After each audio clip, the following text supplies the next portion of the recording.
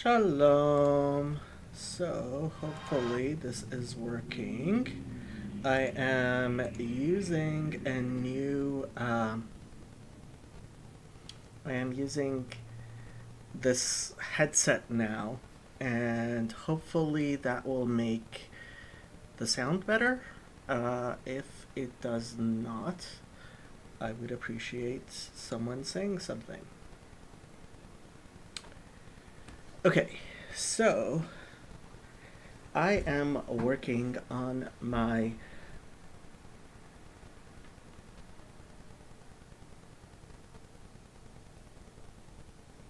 what do I even call my things?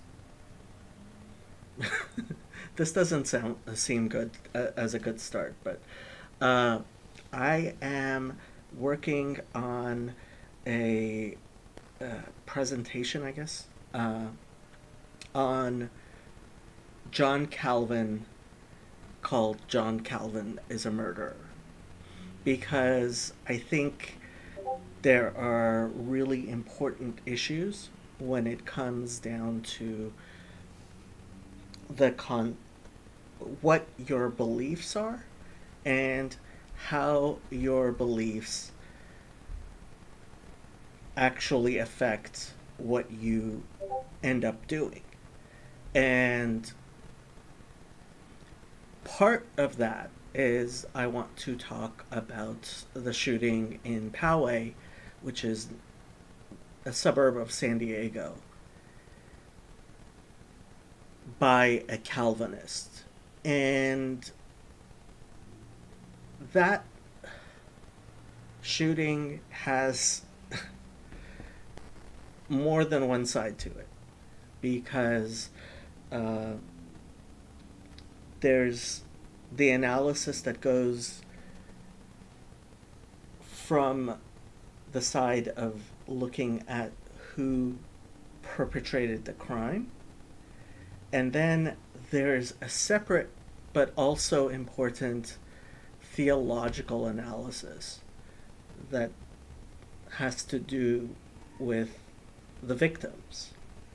And I mean, unfortunately, this incident is demonstrative of a lot of different things all at once, right?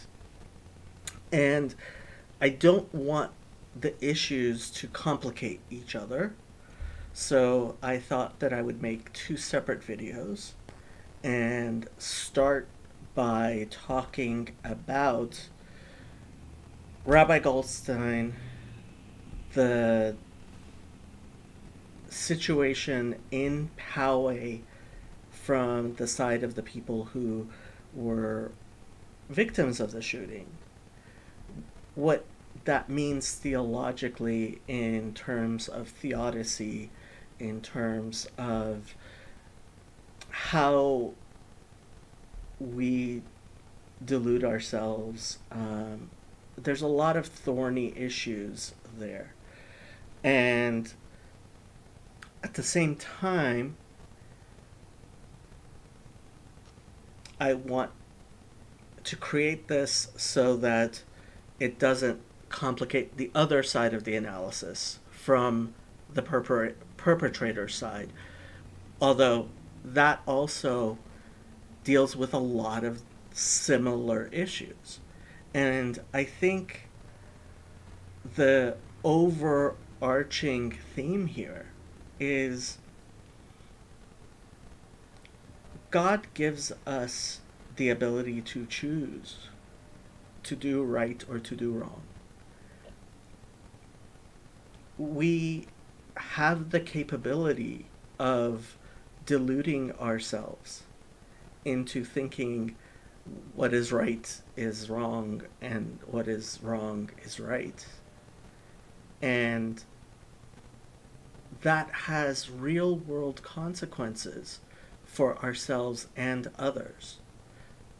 Ultimately, though, we have faith that those who do wrong will receive their punishment, if not in this world, then in the world to come. And those who do right will also receive their reward, if not in this world, in the world to come.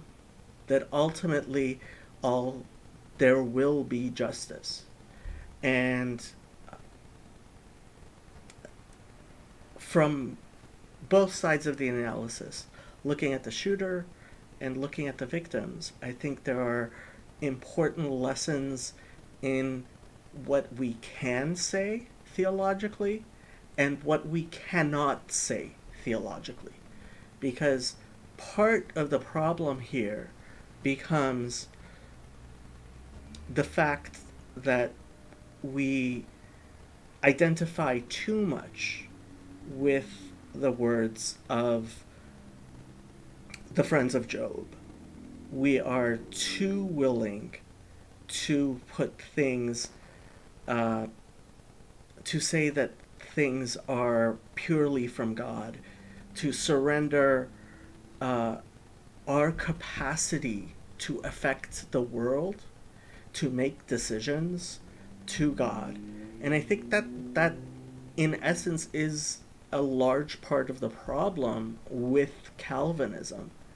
And I think from both sides of the analysis, whether you're looking at the victims of the Poway shooting or you're looking at the perpetrator of the Poway shooting, you can see how it's important to take the right lessons, the biblical lessons, and it is important to actually analyze what happened there, and to do so in a theologically nuanced and actually sophisticated analysis. Okay?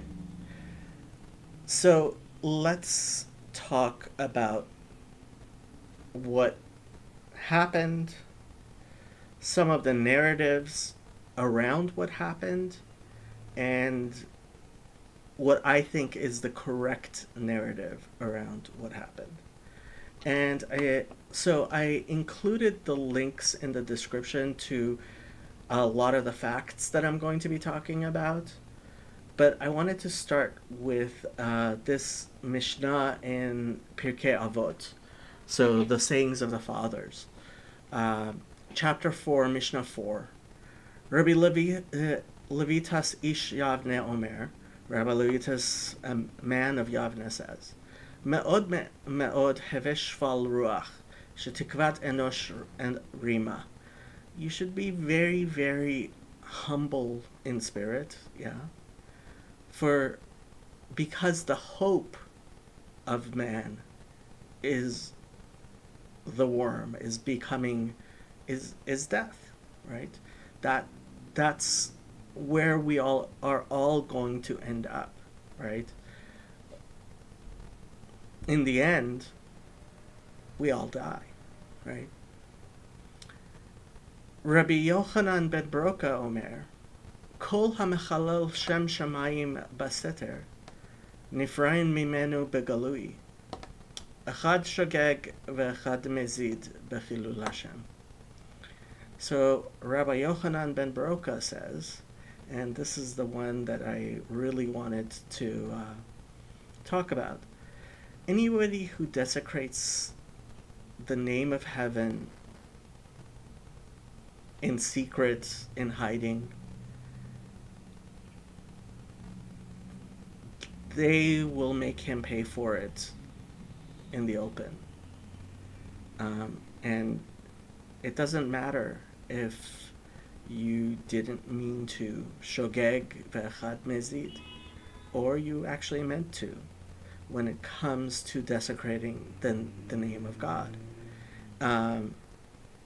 And unfortunately, in Judaism, one of the things we say is that Chilul Hashem leads to Kiddush Hashem, that the desecrating of God's name leads to Kiddush Hashem, the sanctifying of God's name. And by sanctifying of God's name, we mean that innocent people will die. And I realize that hits people wrong in many ways.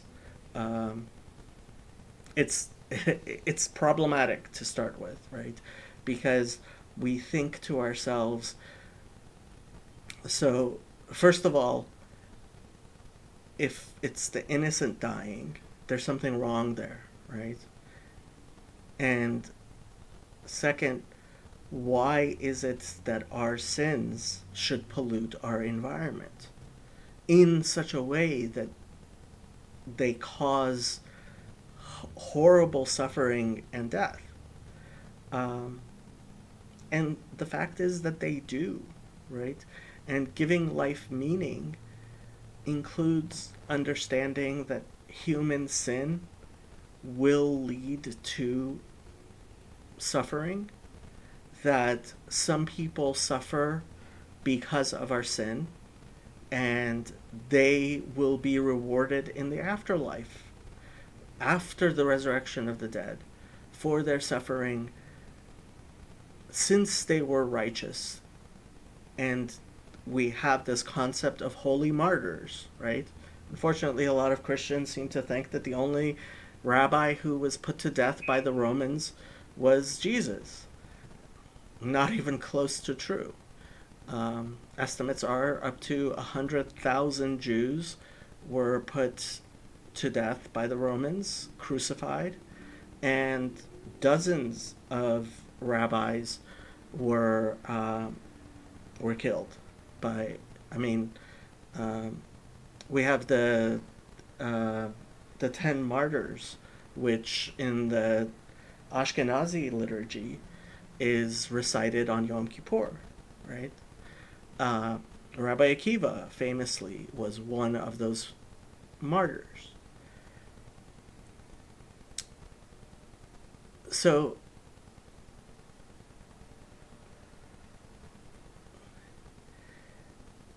again, I have to emphasize, we don't want to be like Job's friends who say, anybody who suffers, right? Because we see it's not true, right?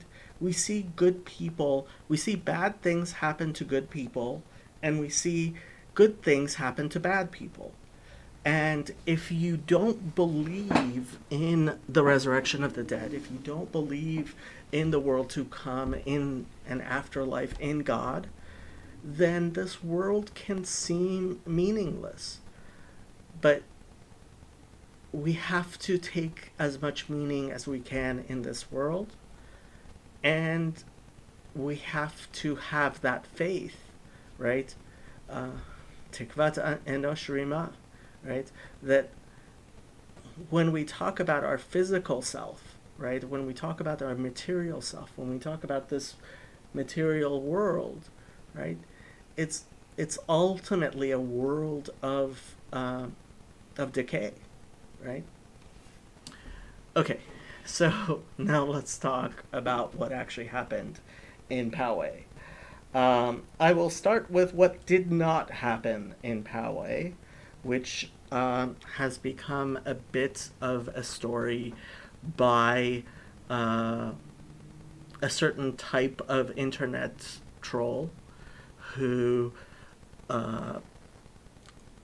wants to see things in a certain way. And so this young, not sure I would call him man, on the last day of Passover, walked into Chabad of Poway, right? Which I have to say, a lot of these people who attack, the anti-Semites who attack Jews, will pretty much always point to secular Jews as horrible examples of Jews and talk about all of the horrible things that any secular Jew will do, and then they will attack Hasidic Jews. Um, it becomes particularly galling when they have an anti-Zionist message, particularly because basically Hasidic Jews, vast majority of them, certainly in the United States, and certainly the people in New Jersey, were, if not anti-Zionist, certainly non-Zionist. So um, there is definitely a certain irony, maybe, that people will blame secular Jews or people who have actually converted away from Judaism, like Karl Marx, who was raised as a Christian. His parents converted to Christianity. He was raised going to a Christian school. In that school, he was not accepted as a Christian, and which filled him with both anti-Semitism and a hatred of Christianity. And so he was a very adamant atheist. And to blame Marx's thoughts on Judaism is just beyond ridiculous, and but people do it all the time, right? They have to mention Marx came from a Jewish home. Well, no, he didn't. He came from a Christian home. His grandparents were Jewish. His parents converted to Christianity and sent him to Christian schools. Anyway, so the story has become that this shooter on the last day of Passover goes to the synagogue. He kills one person, shoots two other people, his gun jammed. And so he flees. One of the congregants was armed, shoots at him, hits the car. He's caught later.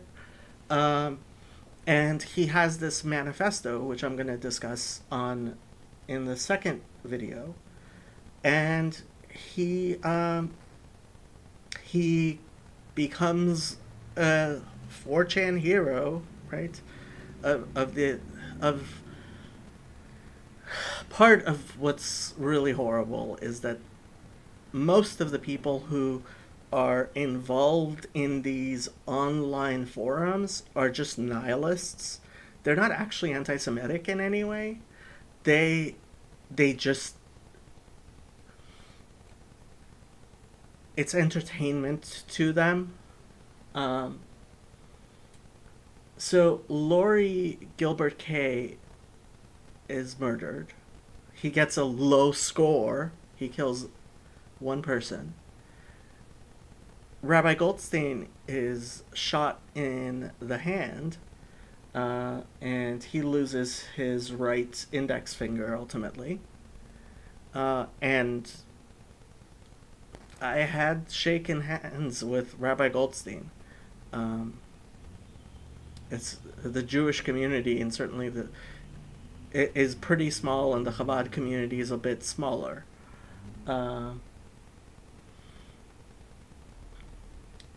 And you know, there's a certain amount of proximity when a hand you've shaken has had a finger shot off by someone who was shooting for no other reason than this person is Jewish, right?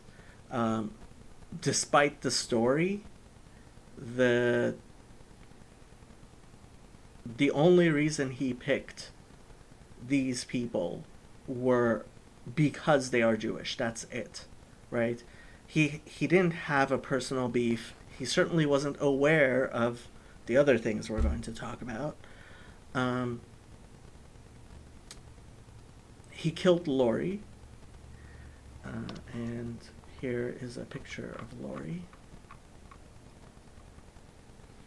who was this very nice woman by all accounts, who was there to say Yizkor, which is a prayer commemorating the dead, with her daughter for her mother. And apparently she had been a very active part of the synagogue. And she was killed. Rabbi Goldstein wasn't, which we'll get into. And an 8-year-old girl was shot. Thank God she's fine. And the story goes that the spotlight that was shown on this synagogue by this incident revealed that Rabbi Goldstein was committing financial crimes, he was cheating people, he was a fraud, and in essence, that this shooter did something good for the world. That's not what happened.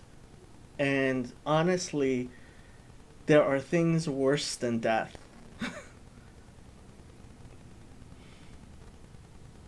I don't know for sure. I haven't spoken to Rabbi Goldstein. My guess is over the past couple of years, when was the shooting exactly? It was on April 27th, 2019. Over the past, now coming up on 3 years, I'm pretty sure what's crossed Rabbi Goldstein's mind is that he would have much preferred to have been the person killed rather than Lori. Because what was going on and would have come to an end if Rabbi Goldstein had been killed was something that had apparently been going on for at least a year. And so this article from the NBCSanDiego.com, which is linked in the description, has more of the exact indictment and everything that was going on. The federal document said agents with the IRS and FBI executed search warrants at Goldstein's home and the synagogue on October 17th, 2018, 6 months before the synagogue attack. So Rabbi Goldstein was already aware that he had been caught. And he was... So, no, this shooting didn't, so this was the story I saw in one of the comments by someone was, like every single time, right, he goes and shoots a random Jew and that Jew just happens to be committing fraud. No. In fact, what has happened, and the community has been completely torn over this, is that a lot of people have, especially Um, People who I think are willing to over-interpret Theodicy have said, well, this is why Chabad of Poway. Um, and I just have to say, right, I spoke to someone that day about Chabad of Poway, and let him know, and he was somebody who knew enough to know that Rabbi Goldstein had in fact been caught. And there was some discussion over whether he was going to plead guilty and turn and start cooperating with the FBI and the IRS. And so at the time when the shooting happened, Rabbi Goldstein was weighing what his response was going to be to these charges. And let me just say, this is one of the reasons I say philo-Semitism is pretty much the coin flip of anti-Semitism. That being philo-Semitic, fetishizing Jews leads to anti-Semitism, because I know Jews. I know lots of Jews. I know very holy, very good Jews. And I know Jews who are bastards, a lot like I am. And I know people who are horrible people who are Jews. And I know people who are good Jews who make mistakes. And I know people who are not Jewish who make mistakes. And so people are people. And assuming that, the Jews are God's chosen people, so we can do no wrong, which some people do, unfortunately, especially among evangelicals. And what bothers me a lot is that in fact makes it even easier for unscrupulous people, thinking of a few particular ones who have made a career of taking money from specifically evangelicals. But people are people, and human beings are tikvad adam enosh rima, right? The hope of man is the worm. So again, no Skyfire, you are not pregnant. And that's what embarazada means. Sorry to tell you that. Embarrassed is something else. Tengo vergüenza, which I do. I hope. But so Rabbi Goldstein is okay, we're not going to do Spanish. Stay on topic. Rabbi Goldstein was trying to decide whether he was going to turn state's witness and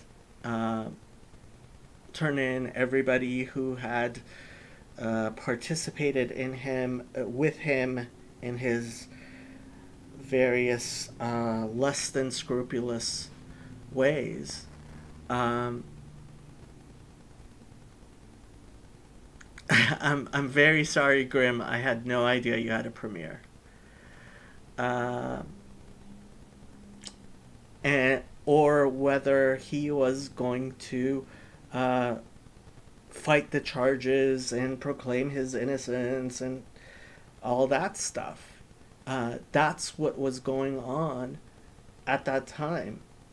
And I have to explain the history of Chabad here, because you have to understand that. So, Chabad is a Russian Hasidic dynasty, right? It was located uh, in Russia.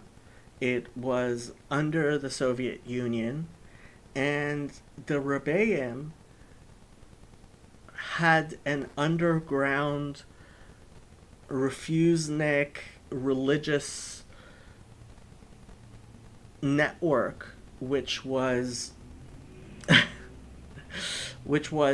in fact working against the government. And this really goes into the idea of okay, Grim, uh, that this really goes into the idea of, you know, when you say something is a religious obligation, it is a fundamental mistake to think that a person, no matter how good that person is, without actually thinking about what they are doing, without an ethical and metaphysical, philosophical framework, is going to do the right thing. We won't. We don't. Right? Um, even even people who think about it have trouble figuring out, because we are very good at deceiving ourselves. And the smarter you are, the better you are at rationalizing your own understanding. I mean, we were talking on the Bridges of Meaning Discord server about Heidegger, right? He literally was working with the Nazis. He was working for Hitler, right?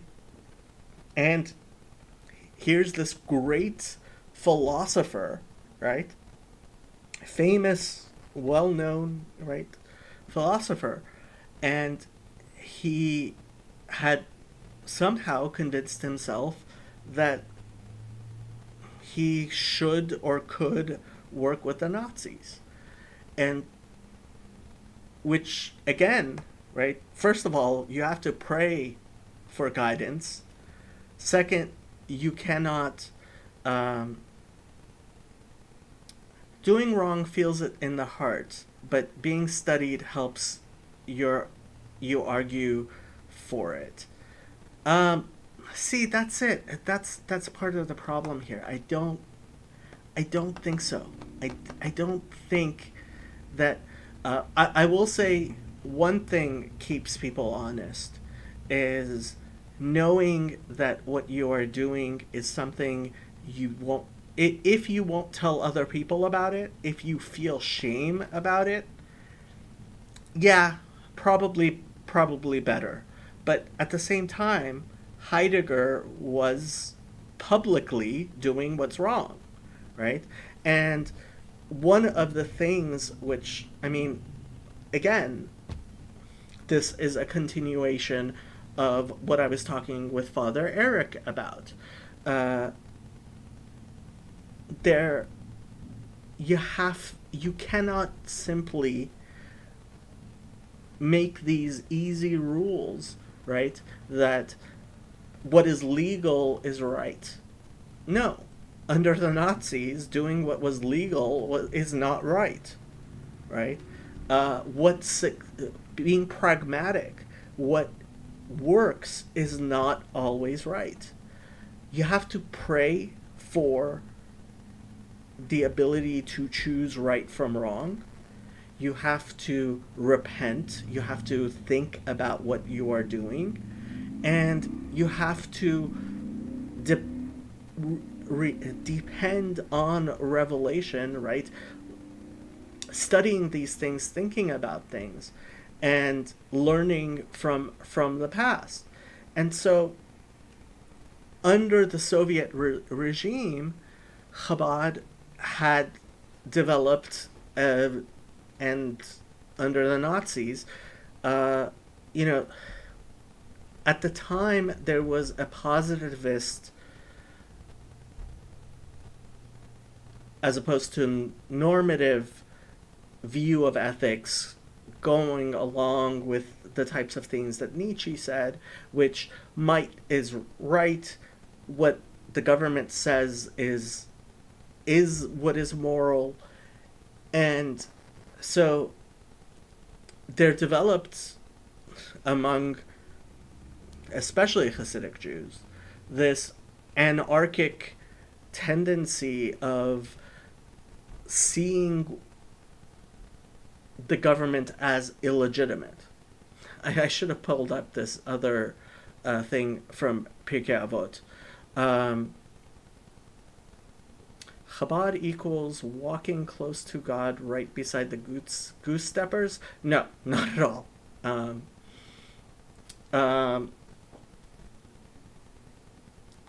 In fact, what happened was that a lot of Hasidic, including Chabad, but a lot of Hasidic groups have in fact become so anti-government that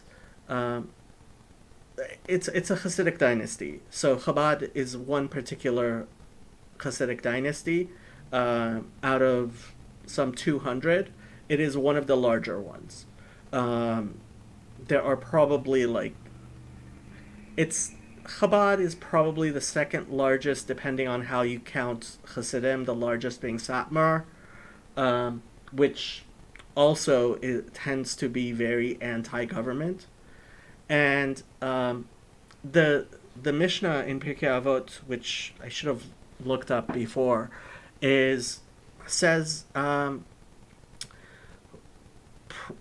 are Hasidic the ones with the big square hats?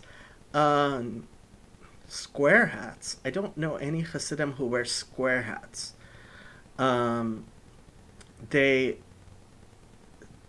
They are the ones who have long beards. Oftentimes the ones who are dressed, well, most Orthodox Jews can tell the difference between Hasidic dress and other dress. So there are the side curls. A lot of Hasidim have those, but a lot of people who are not Hasidim have those as well. And Chabad Hasidim don't do the side curls. But these are external things. Hasidic, it means that their theology and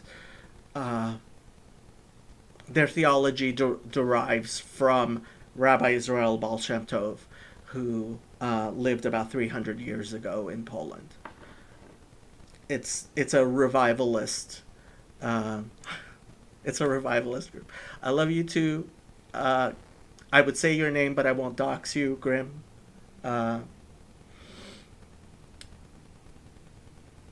But so let's get back to what we were talking about. So with especially the Russian Hasidim who came to the United States, the old way of thinking of things was, we owe the government nothing. And for the Hasidim in the United States, that didn't make a lot of sense, right?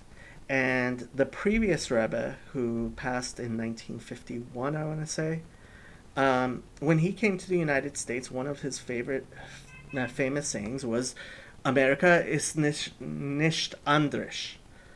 Um, America is not different, because everybody, when they came to the United States, said America is different, and uh, that means we don't have to keep kosher, and we don't have to keep the Sabbath, and we don't have to keep our beards, and we don't have to keep our Hasidic dress, and we don't have to. And he said, no, America is nicht anders. It's not different. But when the Rebbe took over, he in fact was very Americanized, and he took on a lot of American things, including turning Chabad into franchises, um, and that's what Chabad has become, is franchise synagogues, and he actually was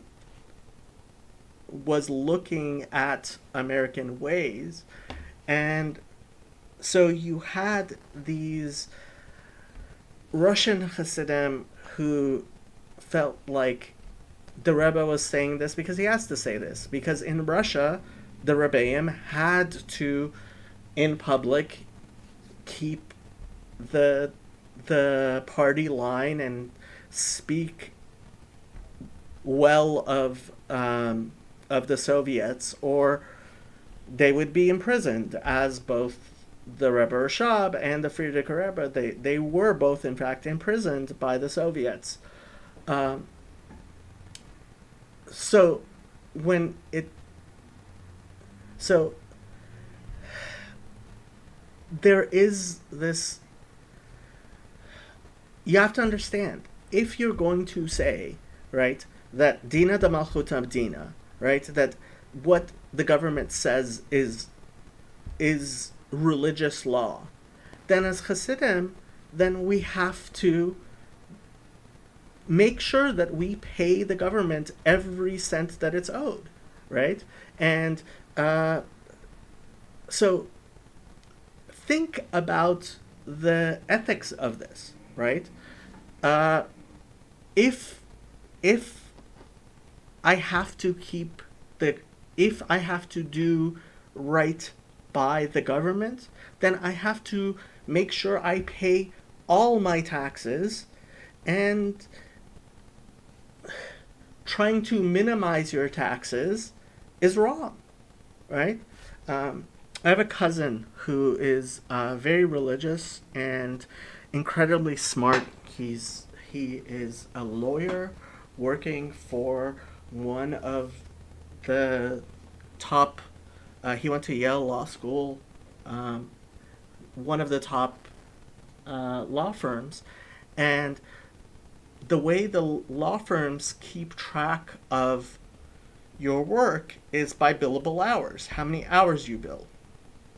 And he was taken to a training where he was told, we bill in 15-minute increments. And so if you spend 3 minutes working on something, then you bill for 15 minutes. So the proper thing to do, and basically what everybody at the law firm does, and in fact what all the clients expect, is, okay, you make a phone call, the phone call is 3 minutes, 5 minutes, whatever it is. You, instead of continuing to work for that same client, you switch over to a different client so that you can bill that 15 minutes. And then, so really what you do is basically average 3 minutes working per client. So for 12 minutes, you will bill an hour, right? I hope it's obvious how that works. And that's what he was expected to do. And what you would generally say is, no, you should work the full 15 minutes, right? Well, here's my cousin who's religious, and his boss is telling him, you should be billing this way, and he doesn't feel right about it.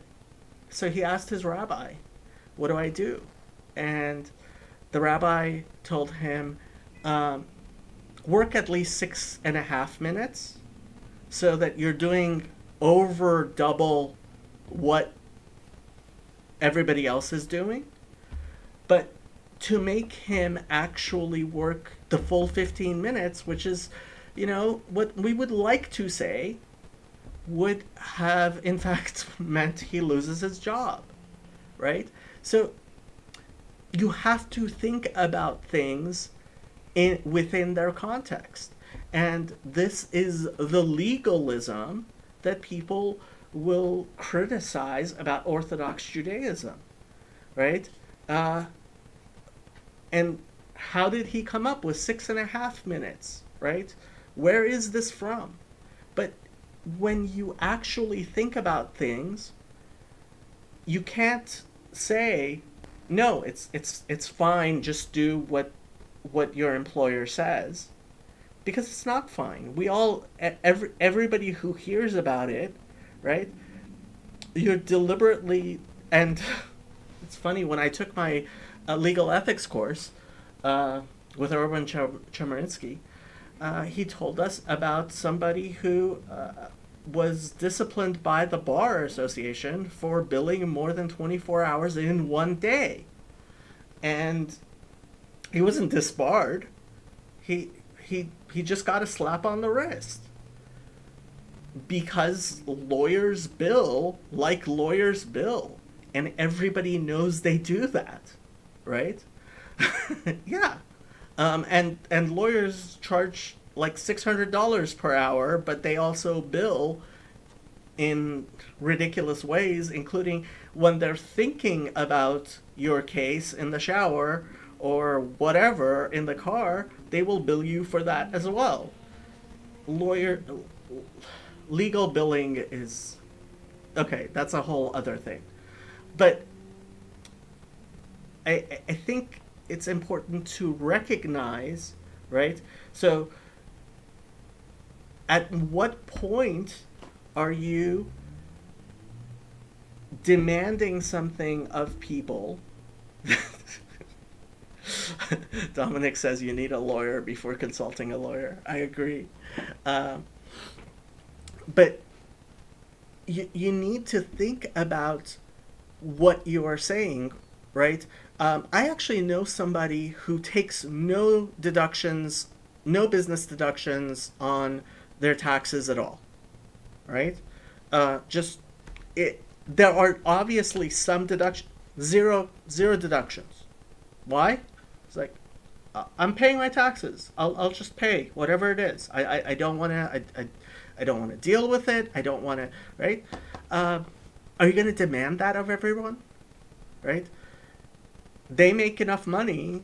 They're rich enough that without the deductions, he's fine. I'm not going to take any deductions on my taxes. More power to him, right? And so part of what happened here, and you can read the charges, Rabbi Goldstein was defrauding not people, but organizations and the government. And it becomes a lot easier for people to say that that's fine. This is actually, I was going to give this example. So one of the things that in Judaism is considered bad, but the question becomes, why is this bad, is being a gambler, right? So it's definitely a bad thing to be a gambler, but there's a discussion about what's bad about being a gambler, right?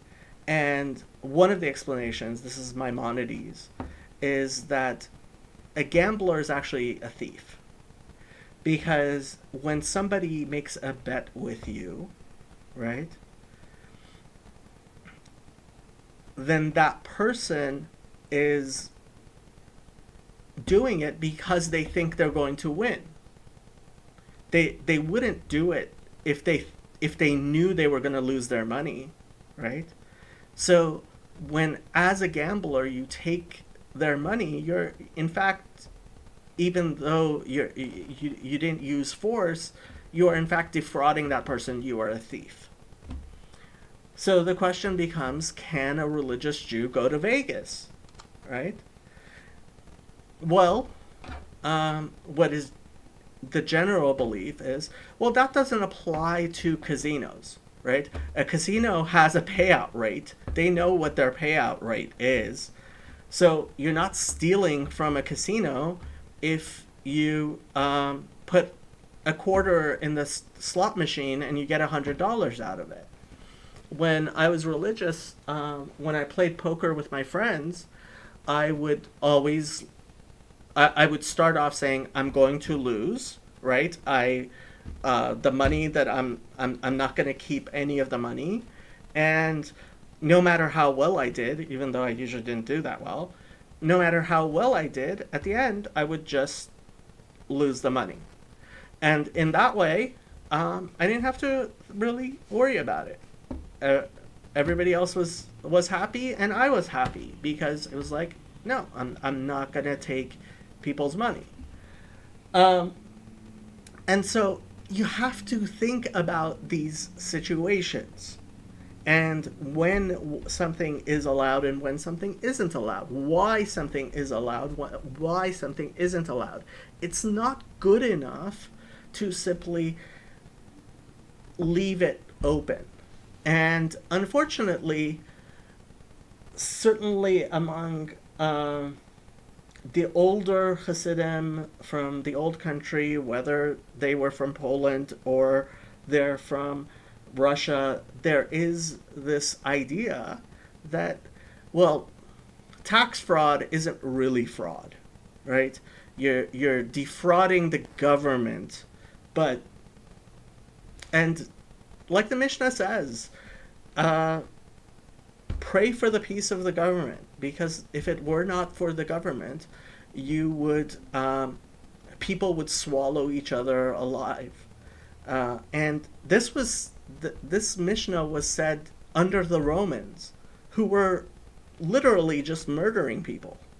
As I famously, Josephus says that they would just grab 500 people every day and crucify them in Jerusalem to the point where they ran out of wood. Do you consider taxation to be theft, though? So this is part of what gets people to, and it's funny, like these same alt-right people, they tend to be people who are like, taxation is theft, and you can make all these considerations. I mean, you can read what the IRS has to say. There were other things like, so the companies that were matching donations by their employees. So this is from January 4th. Rabbi Goldstein was actually he's going to be going to jail. He's supposed to surrender himself on February 23rd, right? He was sentenced to 14 months in jail, I believe, and restitution in millions of dollars. Anyway, but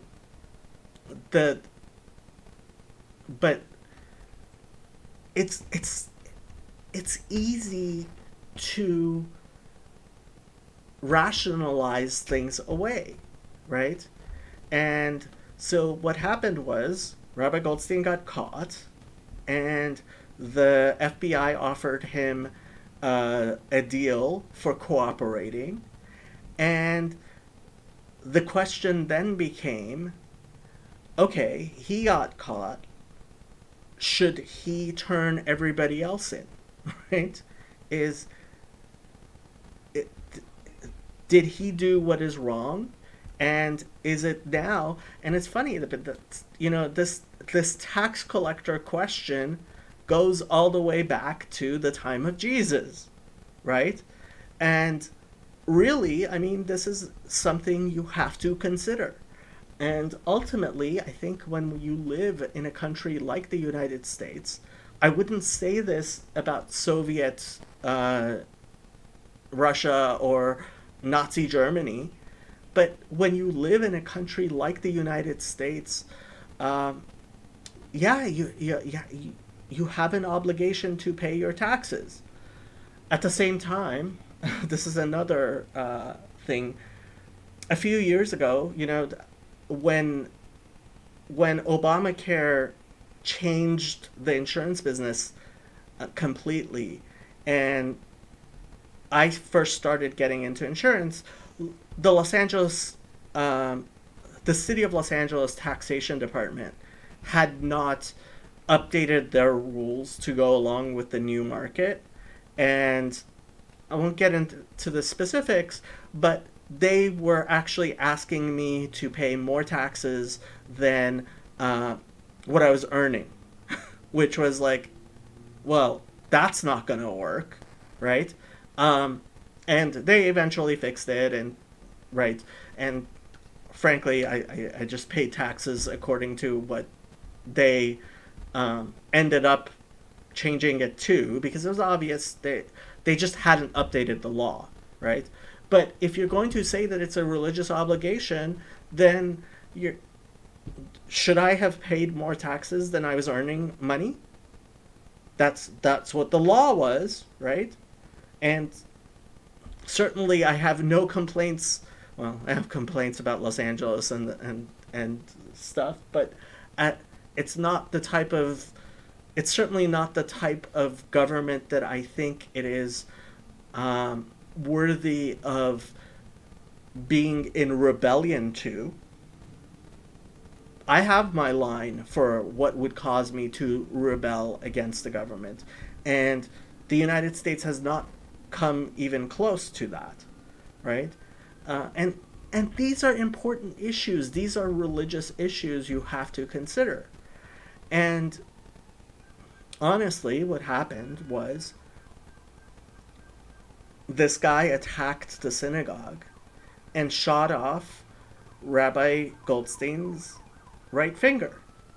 And it becomes really easy to say you were being greedy and you lost your finger. This was an act of God. But if we're going to say that, what do we do about Lori? She's the one who died. What do we do about that 8-year-old girl who was shot in the leg?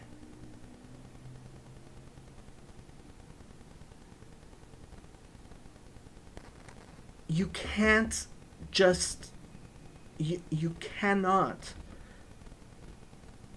consider these things in a vacuum like that. You have to have a theology which is actually coherent and which is faithful and based on your belief and faith in God, right? In one sense, I would like to say there are fates worse than death. If Rabbi Goldstein had been killed in this attack instead of Lori, everything would have gone away. He wouldn't be going to jail. He wouldn't have the question of whether or not he should whether or not he should turn other people in. He wouldn't have had to he would not have had the opportunity to repent of his sins. What did happen was Lori died because she was between Rabbi Goldstein and the shooter. And she was just there mourning her mom's death with her daughter. And I can assure you There have been times that Rabbi Goldstein has wished he was the one who had died. And because of everything that's happened, Kol hamechalel shemayim, shem shemayim baseter, nifrain mimenu begalui, echad shogeg ve'echad mezid bechilul Hashem. Whoever profanes the name of heaven in secret, he shall be punished in the open. Unwittingly or wittingly, it is all one in profaning the name.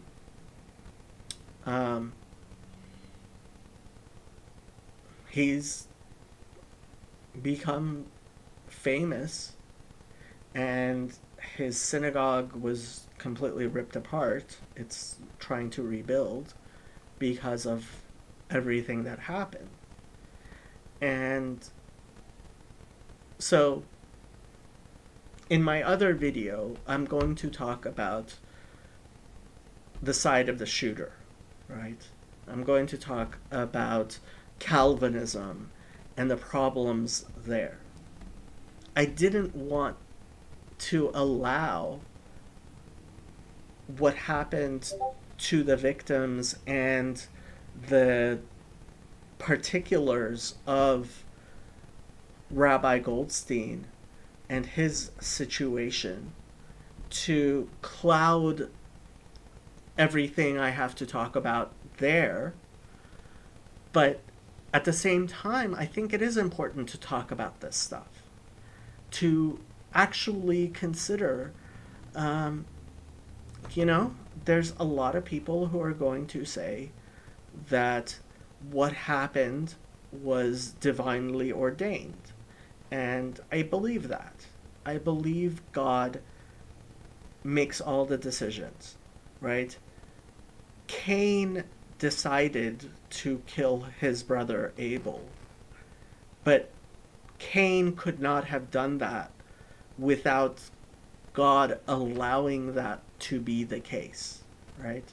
This shooter killed Lori and his gun jammed after he killed Lori. His gun could have jammed before he killed Lori. And unfortunately, we have this,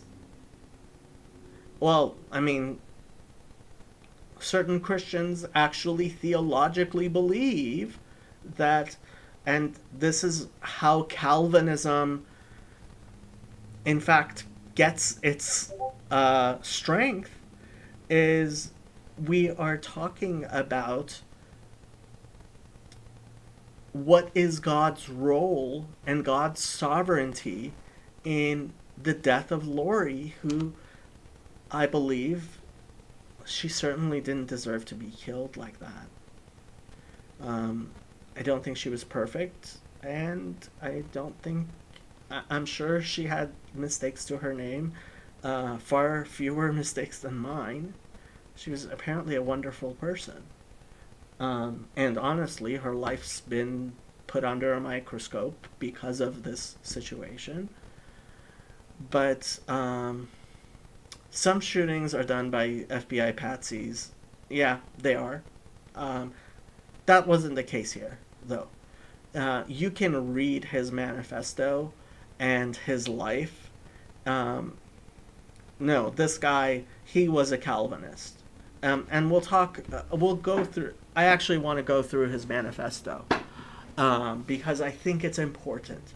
And unfortunately, it being suppressed has kept Christians from considering what Calvinism does to your theology. And I do believe that Calvinist theology contributed to the death of Lori. At the same time, does it seem like, in fact, to me, it seems like Rabbi Goldstein having just his one finger shot off has been a mercy to him, because what has happened since then is he completely has started to. He was originally supposed to plead guilty in 2018, about 6 months before the shooting happened. And he had started thinking, oh, maybe not. Maybe, I should fight this. Maybe I shouldn't cooperate. Maybe I shouldn't turn other people in, right? And I think this situation has allowed him to repent of that. He has cooperated with the FBI fully. In fact, the FBI did not recommend that he go to jail, but the judge said that I think it was a she. The judge gave him a jail sentence despite what was recommended by the prosecutors. And I hope Rabbi Goldstein would agree with me that he's certainly had an opportunity to repent in ways that he would not have if he was the one who was killed. At the same time, I think it's really important we don't be like the friends of Job, first and foremost. That we don't. I am not going to say it's because Rabbi Goldstein was particularly a horrible person that he is undergoing all the things that he is, including, as I think he's in his 60s, going to jail in his 60s, becoming a famous felon rabbi, being discussed like this in this way. I certainly don't think his sins are greater than mine. I just don't. But I know my sins better than you guys do. And, I'm not a rabbi. My sins are mine. He was the spiritual leader of a community. And, hopefully this is when the Messiah comes and the land is filled with knowledge like water covers the sea, we will understand these things better. But my point was, first and foremost, that God is in fact sovereign, and this shooter, whose name I'm not going to say, he, in a very real sense, I believe, was an agent of God. I do believe that God is sovereign over how long we live. And if God had decided that Lori should live and Rabbi Goldstein should die, or Rabbi Goldstein should live and Lori should die, or both should die, or neither should die, those would have been God's decisions. At the same time, and that in no way, and we'll talk about this in my next video, talking about that, that in no way vindicates the person who chooses to be the instrument of evil. Like David said to Saul, bad things come from evil people. And we'll talk about that in that video. But what I wanted to say in this video from the perspective of the victims, right, is we cannot judge those victims. As far as I'm concerned, Lori is a martyr, and I would like to think that I would be proud to die as a martyr. Al Kiddush Hashem. I don't know. I have not been put in that position, and I hope to never be put in that position.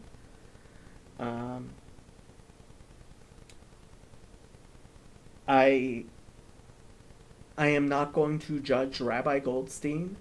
He is suffering for his crimes and his sins, and ultimately I have to have faith in God that the good that happens to bad people in this world will in fact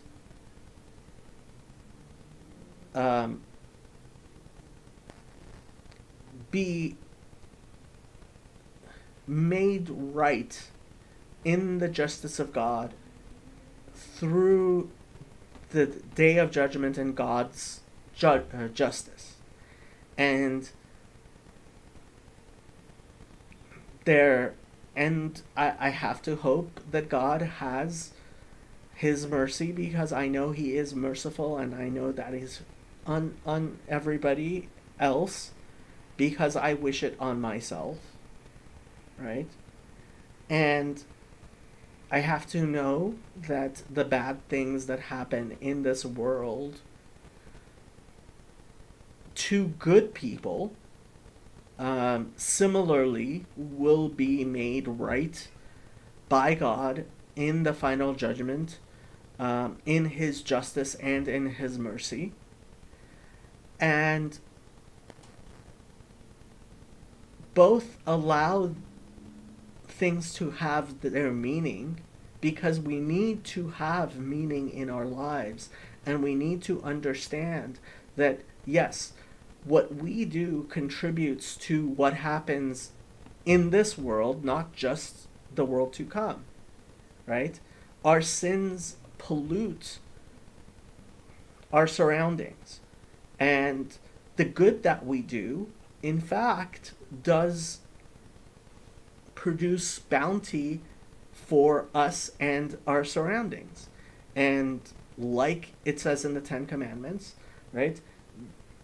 The love of God has fruit for 1,000 generations, and the pollution of evil that we do is limited to the 3rd and 4th generation.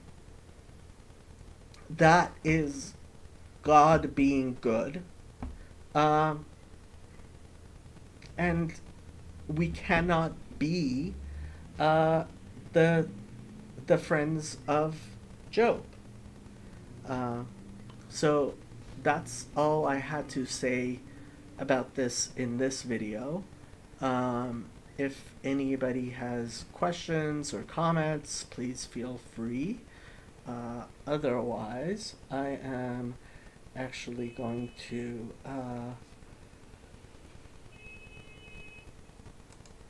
then go work on other things, which hopefully... Is this the part where I get to ask random questions? Yes, Dominic, this is the part where you get to ask random questions.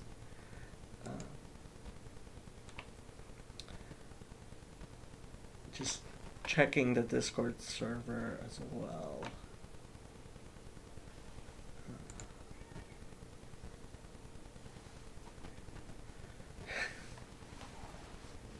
Shoot away. What are your questions, Dominic? And I'm just gonna check my phone here.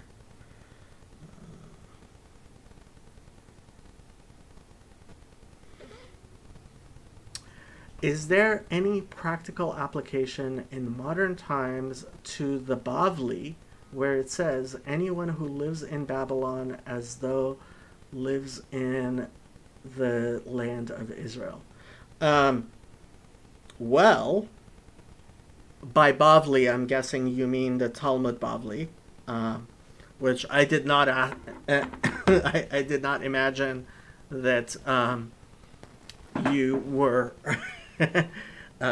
going to ask me about that. I have not learned that inside. It is somewhat famous. Uh,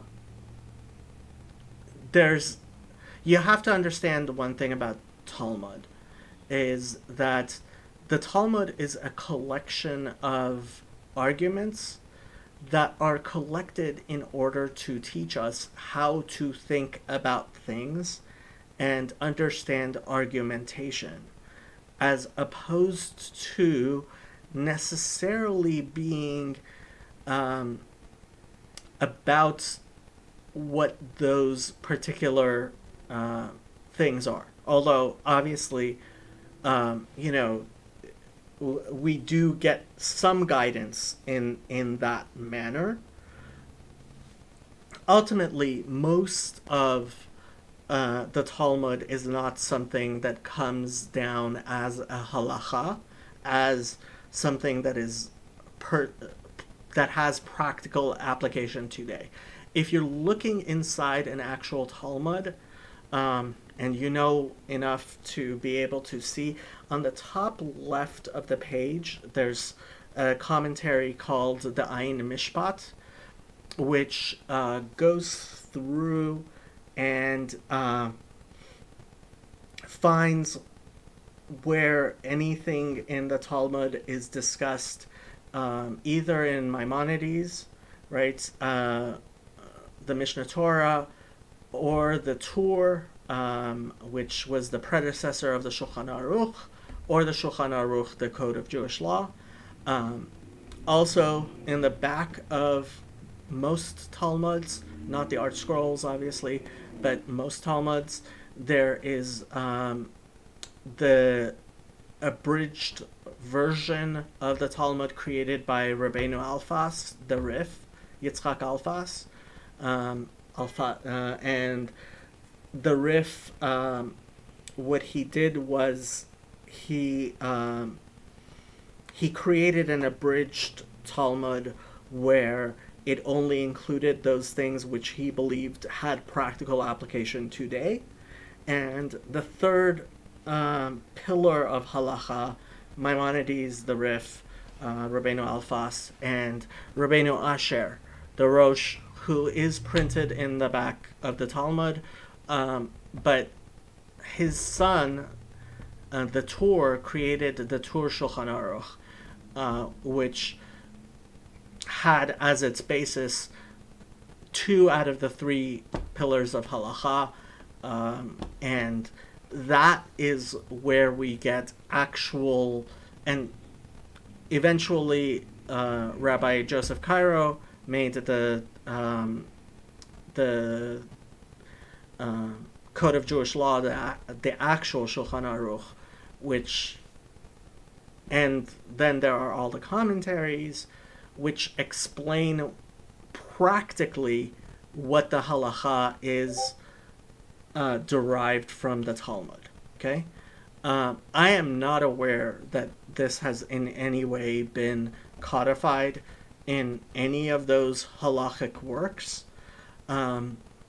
This, I am guessing, and I am pretty sure, is an agadic thing, although the Satmar Rav certainly, and many in Haredi, or the ultra-Orthodox, the not Zionist camp, discuss these things and talk about the importance of understanding that during a time of diaspora, of galut, right, of being in exile, even if you were to live in the land of Israel, you would be in exile. Even the people who currently live in the land of Israel are still considered in exile because the Messiah has not come. And the existence of the state of Israel, certainly for me as a non-Zionist, does not is not in any way some fulfillment of the gathering of the exiles, which we are promised, and partially explains why a lot of people, especially Chabad, insist on living in outside the land of Israel, because we have a mission, right? We, as Jews, have not been collected because they're all of the earth belongs to God, and until we fulfill all of the things that need to happen in the exile throughout the world, then it's not acceptable. It's not desirable for us to withdraw from it. And so this, I mean, you might want to ask Rabbi Yosef, because God forgive him, he does identify as a Zionist, and he may in fact have other ways of looking at it. This certainly isn't something that's in the Code of Jewish Law, and I doubt it has much halachic ramifications, and that's what we mean when we say practical application. Yeah. So that was a very long about way of saying I don't think so. I'm not sure, and you really should ask Rabbi Yosef. He knows the Talmud a lot better than I do, and he has a very different view than I do.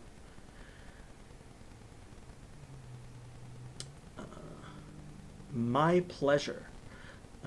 Any other questions? I'm going to hang around at least for another 25 minutes or so. So if anybody has questions or wants to do anything or talk about anything in particular, please do let us know. Can you explain the Ima Ilah? Oy.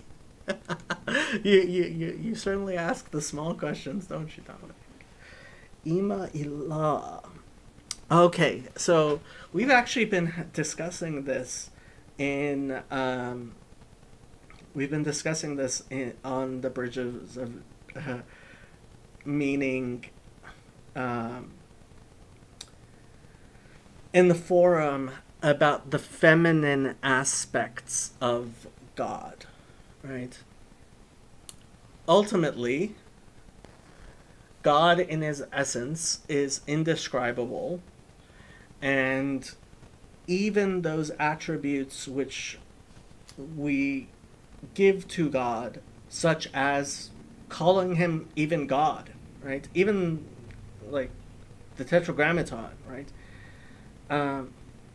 All of these things fail to describe God completely and truly, right? But Seder Hishtalshalut, right? The set of constrictions which the infinite light has gone through in order to allow us as human beings to reflect the image of God, be reflections of God and godliness, and enact God's will, right? Those constrictions have allowed us to talk about God in certain ways, right? So, we talk about God's hand. We talk about God's leg, right?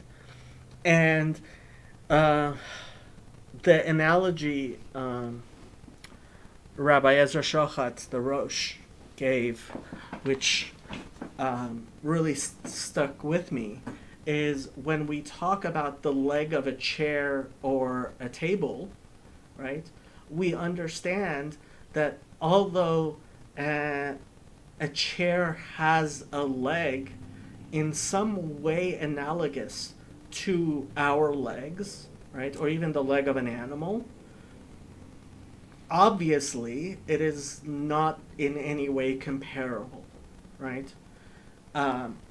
So in a similar manner, we talk about God in anthropomorphisms, right? And we talk about God in a language that is human and of humanity, so that we are able to grasp something of God. That is what the Torah does. That's what the Bible does. So it talks about God having an arm or a leg or a back, right? And obviously, all of those things are not literal. And just as a table's legs are in no way comparable to my legs, in an infinitely greater way, nothing we talk about God is should be taken in that manner. Okay? That's the first thing. The second thing is Genesis 1:27 says, right, that God created man in his image.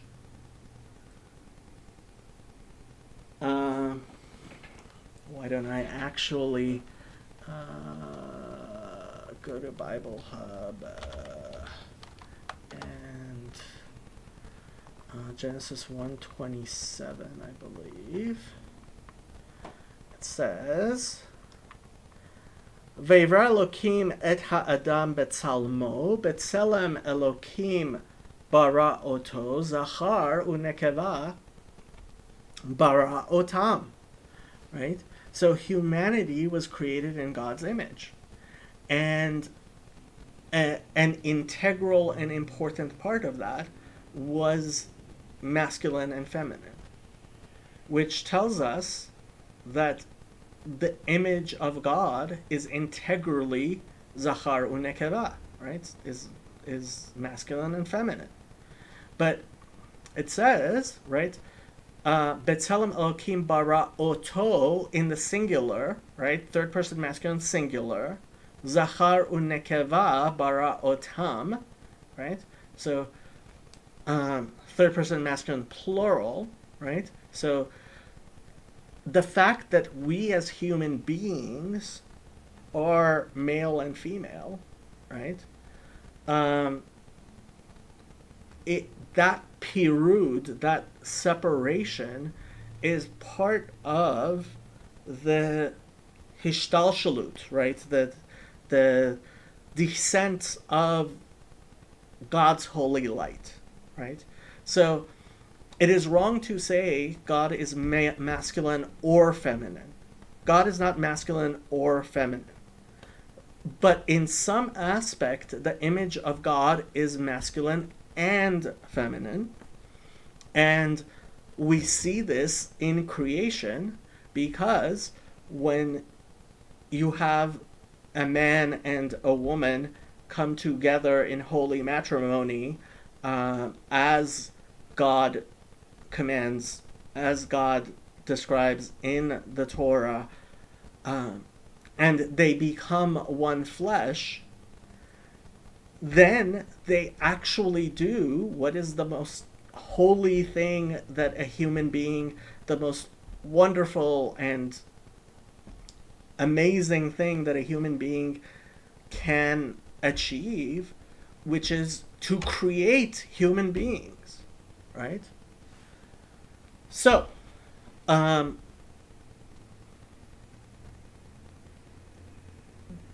image of God is masculine and feminine. In creation, we get some semblance, some capacity to understand God, right? And so, in the more mystical writings, we start talking about Abba ve'ima, right? Father and mother. And in fact, ben ubat, right? The son and the daughter. Um, and these things which exist in our world have everything that exists in materiality is in fact a reflection of spiritual truths which we are able to better understand in we are better able to understand within um, the material world than their spiritual reality, right? So, just as male and female human beings exist in the real world, in a sense, there is a spiritual man and woman, right? And just as we have mothers and fathers in the real world, we God is our father, and in fact, he is also our mother, right? But it is part of the essence of the feminine to be hidden, to be internal, and part of the essence of the masculine to be external, to be more visible, right? And so we generally refer to God as our Father because masculinity is how most things are perceived. That is not to say that God is a man. Obviously, God isn't a man. Um, and that's not to say God is a woman either, right? So in Hebrew, there is no word for goddess, right? The word Eloah, right, refers to goddesses in the Bible, right?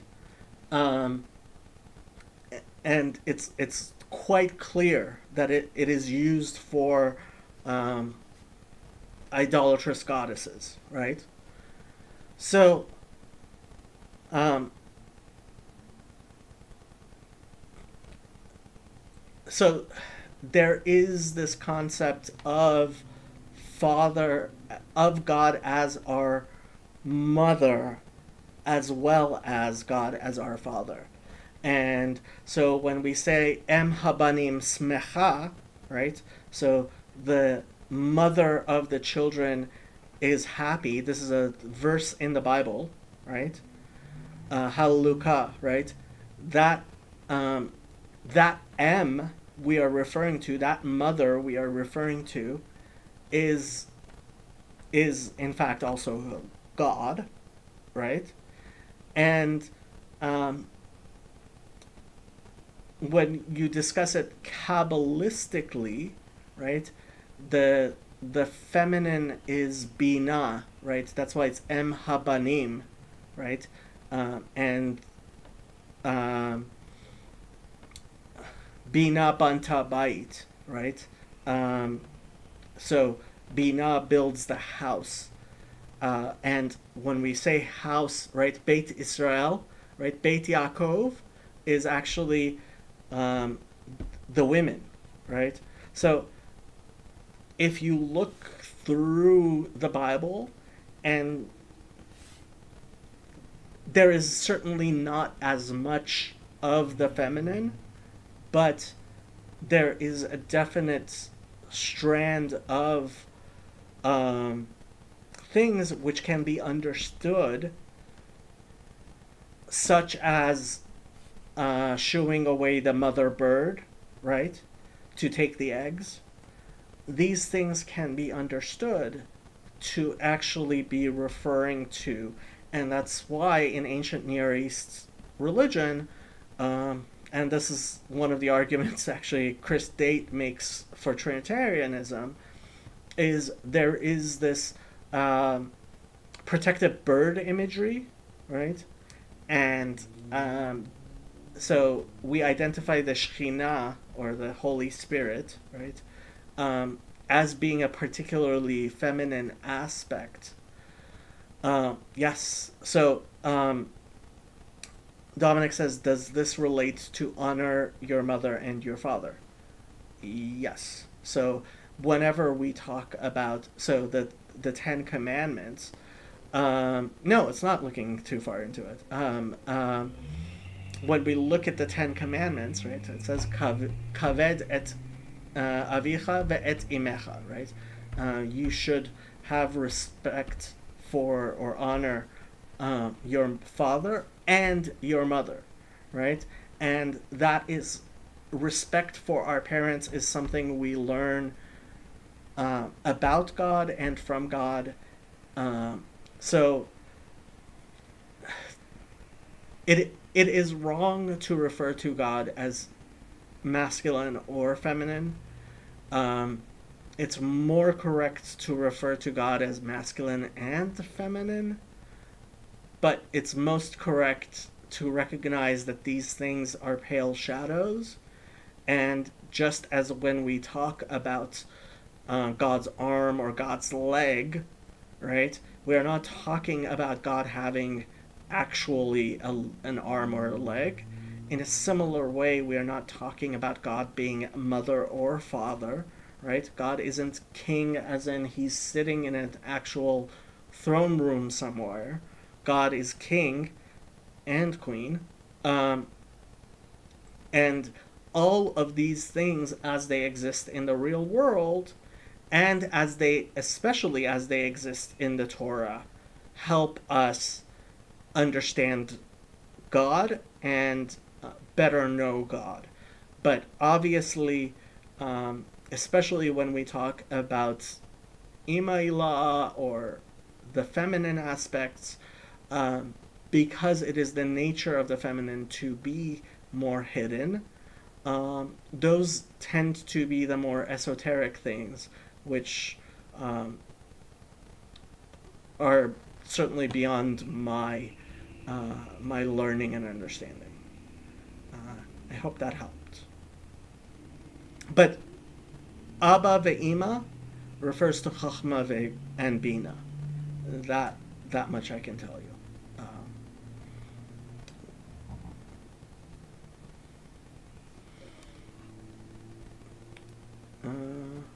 Any other questions or more questions regarding that? Let's see here. My pleasure.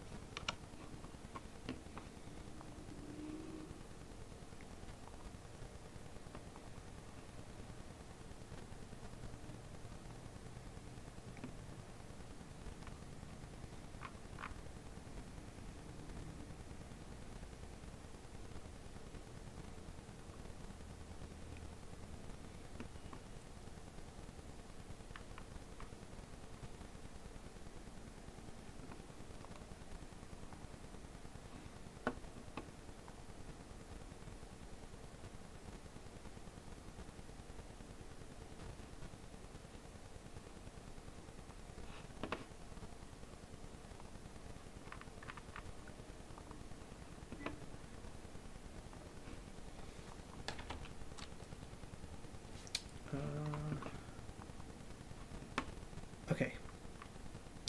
I've heard you bring this up a few times when talking about Trinitarianism. And are the 10 Sfirot considered to be hypostases or emanations? And if so, how does this differ from Trinitarian theology about God? Okay, so this is another thing we've been actually discussing on Bridges of Meaning. So, first of all, we do not believe that God has 10 canonical parts, the way that the Trinity believes that God has 3 canonical parts, right? We say that there is the partsuf, right, which is like a face, in a way, right, of which consists of 10 parts, which are the 10 sefirot, and that partsuf is in a way like a face of God. Obviously, a face is external and not, not God himself. So God has one canonical part. The oneness of God is displayed through all the manys, right? All the numbers. So you can explain God in two facets, right? So Havaya and Elohim, or God 1 and God 2, as has become a very common thing in the PVK circles that he talks about that, right? You can, in fact, speak about God in terms of three, as long as you understand that there's nothing canonical about the number three, right? So, in a very real sense, we talk about thesis, antithesis, and synthesis, right? So God is noseh hopchem, right? He carries or uplifts things which are opposed to each other, right? So we talk about God's justice and God's mercy, and the synthesis of God's justice and God's mercy is beauty, right? Tiferet, right? So, and we talk about left, right, and center, right? So you can talk about threes. We can talk about four, right? Talking about the four elements, the four states, talking about the four directions, the four corners, right? We can talk about a God in fives, right? So that is the biggest problem with the Trinity, is they say God is 1 and 3, and these two numbers, 1 and 3, have some sort of equivalent status, right? And are important in ways that 2, 4, 5, 6, 7, 8, 9, 10, 11, 12, 13, 14, 15, all the way down are not. That we reject that in Judaism, but at the same time, we're not talking about a monadic God. And this is what, for example, Father Stephen will say, that, well, Jews believed in one God, a multi-personal God, right? So using the Trinitarian concept of person, right? So the burning bush is, in a sense, a person of God, right, in Trinitarian terms. Or what Ezekiel saw is a person of God. It's a revelation of God. It's a hypostasis of God, right? So we can talk about these things like the chariot or the sphirot or attributes of God. We will say God is love, right? Love is not God. God is love, though, right? Or God is just, right? And any of these things. So the first problem with equating the 10 sefirot with Trinitarianism is the canonical status of any number other than one, which the Bible clearly tells us God is one, right? So God's oneness, it has special status, and although we can describe God in with other things in order for us to understand God, God in his essence is one, right? And it is God's energies, which or emanations, which can be described in terms of two, right? Or mamala or makif, the encompassing light and uh, the filling light or mamala, right? So that's two aspects. Uh, so first and foremost, the number 10 is in no way canonical, right? And I tend to bring up that that song Echad mi yodea, Echad ani yodea, Echad Elokeinu Elokeinu shebashamayim va'aretz, right? Um, who knows one? You can find the video online easily. Um, and it goes 1 through 13. And in fact, if you are paying attention to Jewish theology, you will see that the 13, in a very real sense, are actually talking about various ways of recognizing God, which are, in a very real sense, removed from God, right? So, when we talk about the Partsuf or the Sfirot or the Tree of Life, we are in fact talking about something which in some way represents God, but in the fact that it represents God, it's already not talking about God, because God cannot be represented. And when we're talking about anything finite, or when we're talking about any number other than one, it fails to describe God in a way that one particularly does, because Scripture reveals to us that God is one and His name is one, and Scripture in no place says God is 2 or 3 or 4 or 5 or 10 or 13 or 26 or any of the other numbers. And in fact, you will see, if you're paying attention to Jewish numerology, there aren't really any bad numbers in Jewish numerology, because in fact all of the numbers are part of the many. And this goes into the whole question of Neoplatonism and the one and the many, and understanding that God is the one, and in a real sense creation is the many, right? And yeah, I hope that answered it. But certainly people have definitely said that the 10 Sfirot of the Kabbalah, the one that stuck in my craw was, there was actually an Orthodox rabbi who kind of sort of adopted Christianity. He was never baptized, but his last name was Lichtenstein, and he wrote a book defending Christianity to Jews, and in which he claimed that, the Kabbalah believes in 10 gods, and that was my proof of where he had gotten wrong. I couldn't sleep last night, and I watched videos on Kabbalah for 5 hours straight. I hope that what you were watching was actually videos of things which are worthy of paying attention to.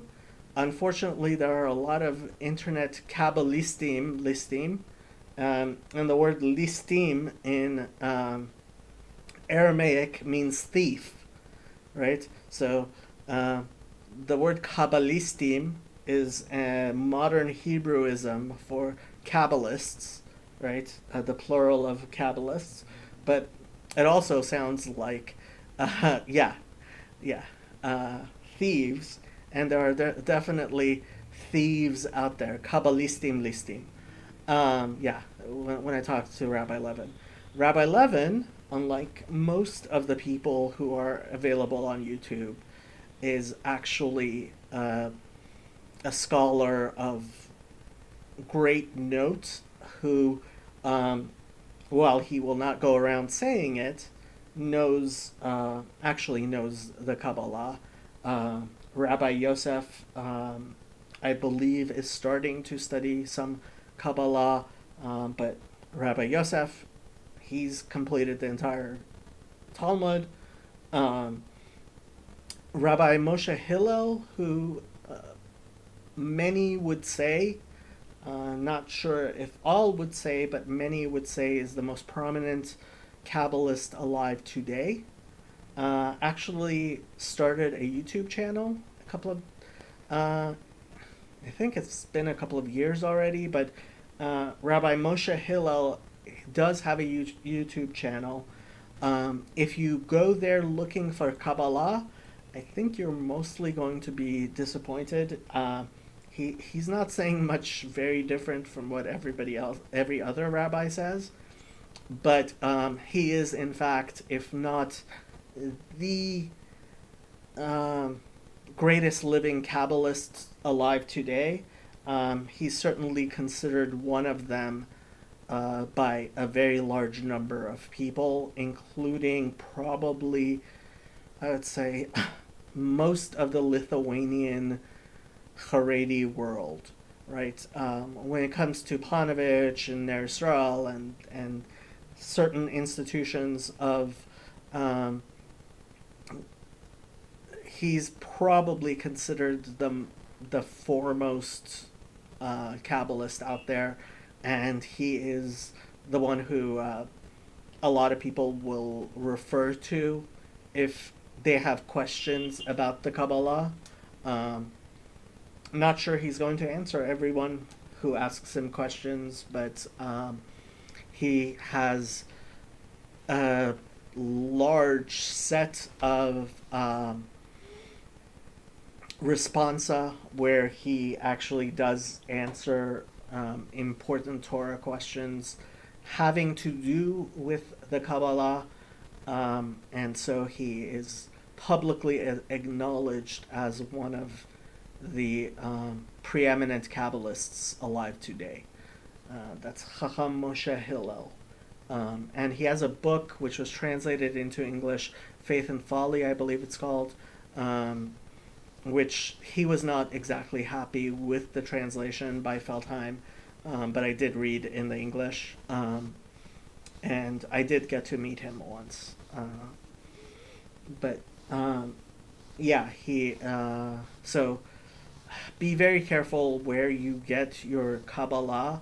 There is one channel that's kind of sort of in our part of the internet.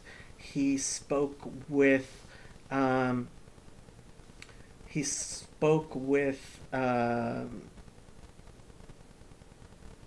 Vervaeke.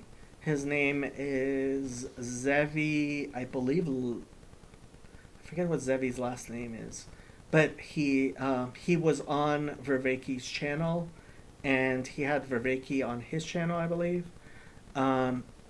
He talks about the Kabbalah. I know that he learned in Chabad. He's very young, and I am not completely confident that what he's teaching is 100% correct. I bought Gates of Verses, but some of it is very hard to understand for me. Gates of Verses? Gate of Verses. I am not aware of this book, Gate of Verses.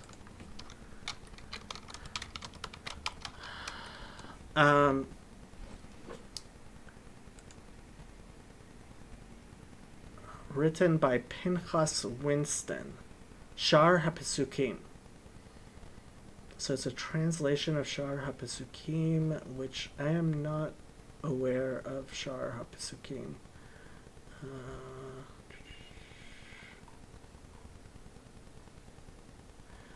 Pinchas Winston.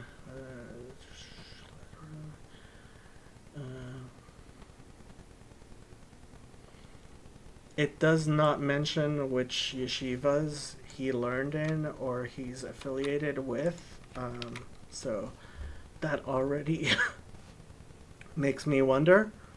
He claims to be traditional. Who is his publisher? He looks like he's traditional. He has a YouTube channel. Hmm.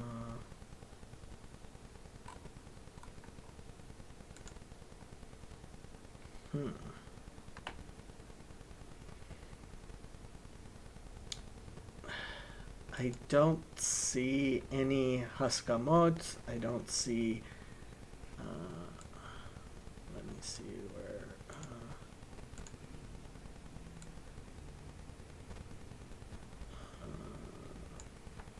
Who the publisher of his book is. It's independently published. Does not bode well. Shar Pesukim Arizal. Well, hopefully he's not a Kabbalistim and I didn't waste my money, but maybe I did. So if Shar HaPesukim is one of the works, well, it would be one of the works of Reb Chaim Vital, who was the student of the Arizal. That is possible. Let me see if Shar HaPesukim is a work of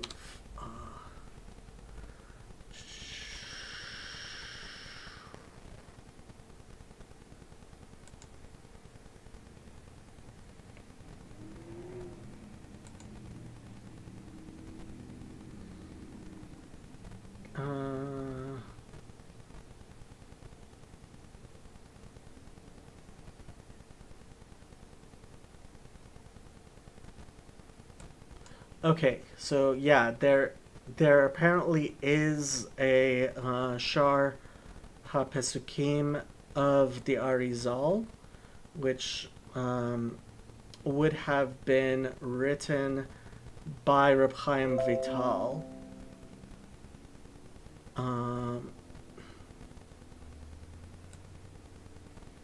And printed in Kitvei HaArizal.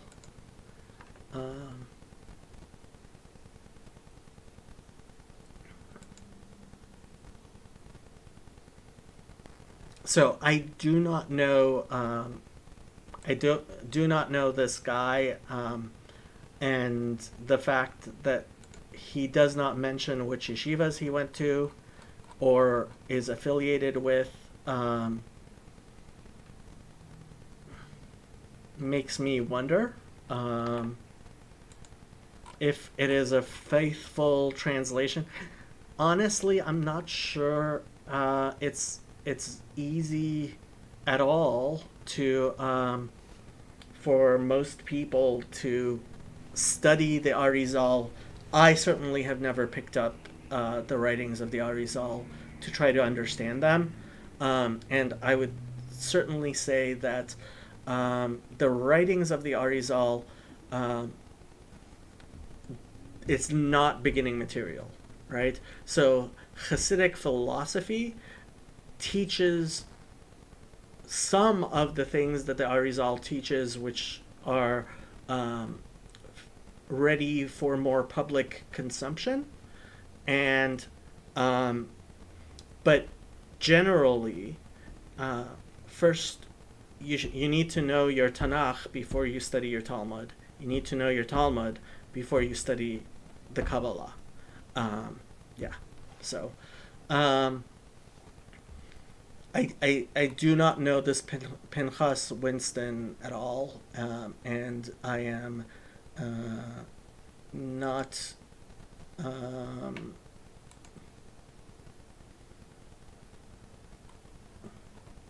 I am very suspicious when he does not identify which yeshivot he claims to be a part of.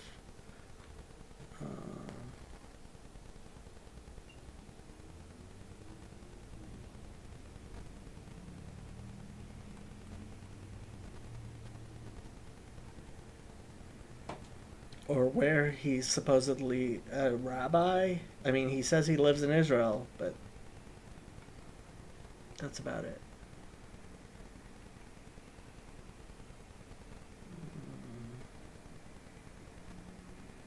He has a GoFundMe.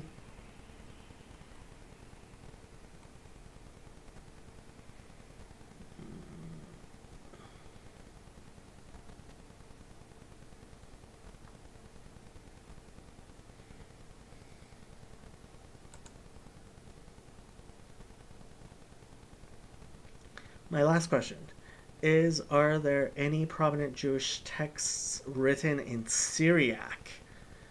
Not that I know of. So, Syriac is the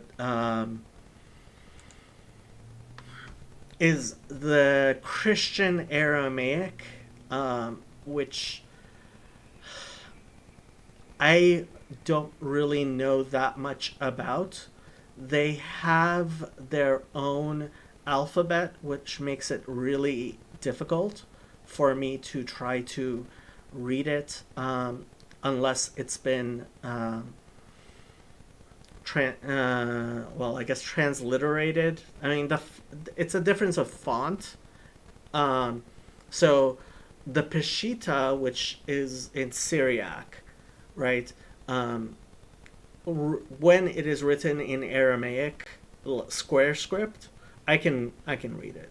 The same way as I can read Jewish Aramaic, Rabbinic Aramaic.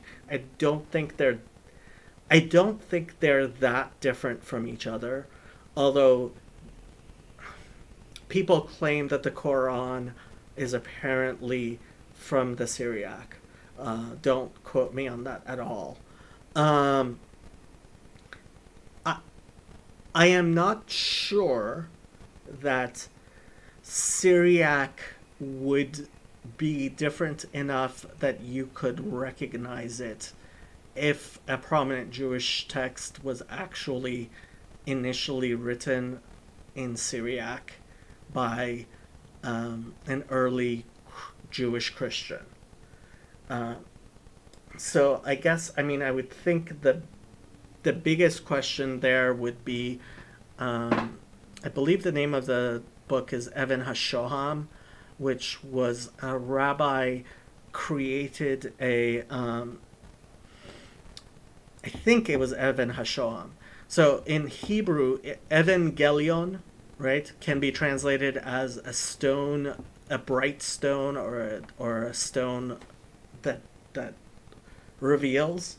And there was a rabbi who, during medieval times, wrote a answer to Christianity. I believe was called Evan HaShoham, which means the dull stone, right? Um, and in the back there is a translation of the Gospel of Matthew, and there are scholars, and I think Nesher actually agrees with these scholars, that parts of that translation he has in the back are actually not translations of the Greek text we have now, but possibly early Hebrew or Aramaic versions of the Gospel of Matthew. I don't have the critical edition. That there was a scholar who printed a critical translation of that book of Matthew. But when you talk about Syriac, that's what makes me think of. But honestly, I don't even know if Syriac is different enough from Jewish Aramaic that it would be obvious, except for the script, which isn't very different. So there are definitely people. Right. So the first two chapters appear to be translations from the Greek text, and then yeah. So there are people who believe that it is. If you look on Ben Nesharim, his website, he talks about. I think he has a reference to that stuff. Ask Nesher. Ask Nesher, or I will ask Nesher. But I believe he knows more about it than I do. I don't believe he's watching right now.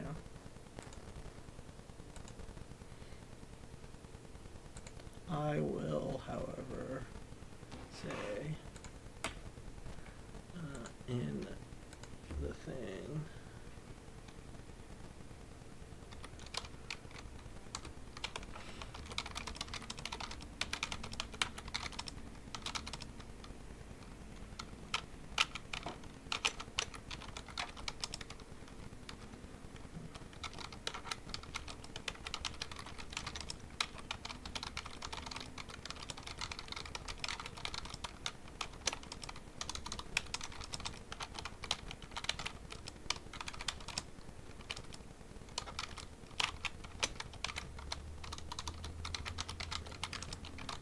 That might not be translation of the Greek.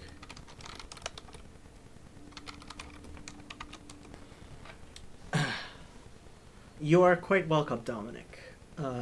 Yeah, and I should get back to work. So, unless there are any pressing questions, I am going to end the stream here.